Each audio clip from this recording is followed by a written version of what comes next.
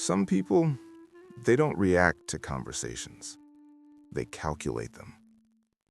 They can sense tone shifts before they happen, anticipate objections before they're spoken, and rehearse responses internally before anyone else has finished their sentence. On the surface, it looks like emotional intelligence. They rarely get caught off guard. They rarely say the wrong thing. They rarely lose control. But they also rarely feel deeply connected. Because when you already know how a moment will unfold, you don't actually experience it. You simulate it. Social prediction feels like a strength. It allows you to read micro-expressions, detect subtle tension, and adjust yourself instantly to maintain harmony. You become adaptable, likable, safe. Conversations move smoothly because you've already mapped them out in your head. If someone raises their voice, you know how to soften yours. If someone withdraws, you know how to lean in just enough.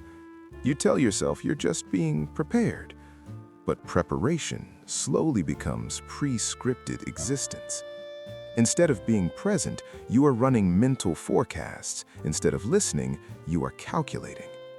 And when every interaction is filtered through anticipation, something quiet begins to disappear. Surprise. At first, the cost is subtle. You stop asking genuine questions because you assume you already know the answer. You interrupt, not out of arrogance, but because you've already predicted the end of the sentence.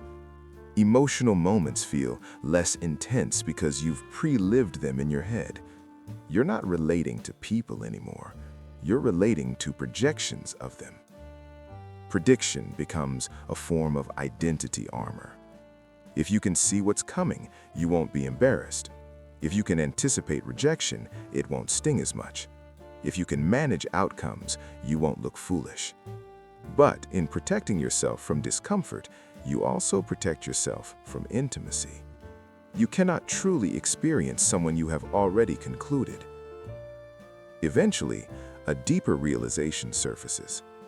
This isn't just intelligence, it's self-protection. Social prediction often begins as adaptation.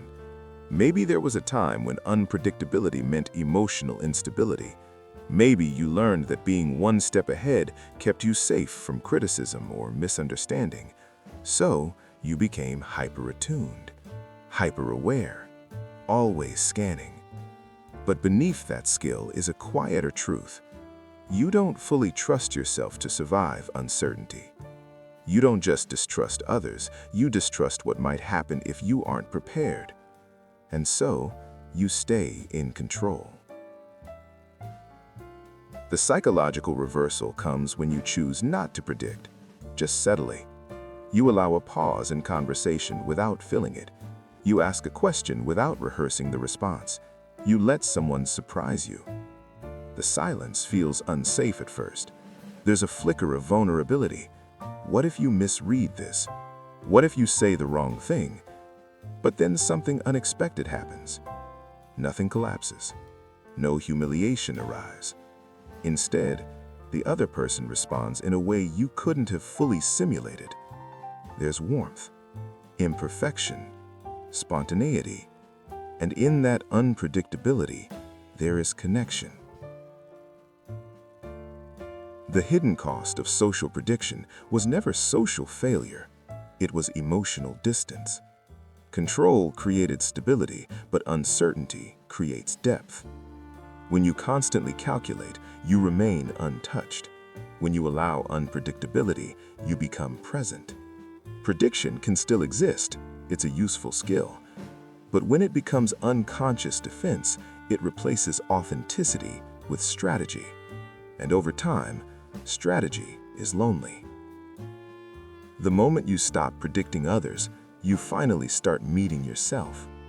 And maybe the real question isn't how well you can read the room, but whether you can sit in it without rehearsing who you need to be. So, ask yourself honestly, do you experience people, or do you simulate them?